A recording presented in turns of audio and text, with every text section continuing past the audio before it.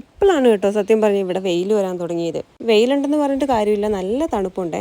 ഇന്നലെ കുറച്ച് മഞ്ഞൾ പുഴുങ്ങിയിട്ടുണ്ടായിരുന്നേ ഉണക്കാൻ വേണ്ടിയിട്ട്.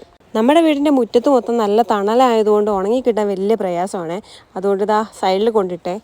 നല്ല കാറ്റുള്ളതുകൊണ്ട് ചാക്ക് പാറി കളിക്കുവാണേ. ഞാനതുകൊണ്ട് 4 സൈഡിലും കല്ലൊക്കെ വെച്ച് കൊടുത്തിട്ടുണ്ട്. പിന്നെ നേരെ കയറി പോകുന്ന കുറച്ച് മീനൊക്കെ വറുത്തെ. രൂപവും ഭാവവും കണ്ടിട്ട് മത്തി പോലെ എനിക്ക് തോന്നിയെങ്കിലും പക്ഷെ മത്തിയല്ല കേട്ടോ.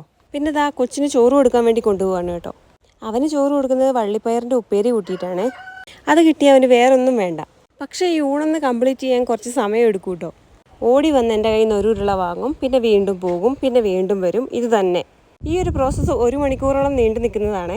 ഇവിടെ കൊണ്ട് ഭക്ഷണം കൊടുക്കുവാണെങ്കിൽ ഫുള്ള് കഴിച്ചോളൂ കേട്ടോ. അതുകൊണ്ടാണ് ഇവിടെ കൊണ്ടുവന്ന് കഴിപ്പിക്കുന്നത്. പിന്നെ എനിക്കും ഇഷ്ടമായി ഈ ഒരു വ്യൂ ഒക്കെ ആസ്വദിച്ച് ഇതിൽ നടക്കാൻ വേണ്ടിയിട്ട്. അപ്പോഴേക്കും എനിക്ക് നന്നായിട്ട് വിശക്കാൻ തുടങ്ങിയിട്ടുണ്ടായിരുന്നേ. പിന്നെ ഒന്നും നോക്കിയില്ല, നേരെ പോയി പാത്രത്തിൽ ചോറെടുത്തു. പരിപ്പും പടവലങ്ങയും കറി വെച്ചിട്ടുണ്ടായിരുന്നു കേട്ടോ അമ്മ. അതിൻ്റെ കൂടെ തന്നെ വള്ളിപ്പയറിൻ്റെ ഉപ്പേരി ഉണ്ടായിരുന്നു, നല്ല മീൻ വറുത്തതും. കുശാലായിട്ട് തന്നെ കഴിച്ചു കേട്ടോ ഇന്ന് ഉച്ചയ്ക്ക്.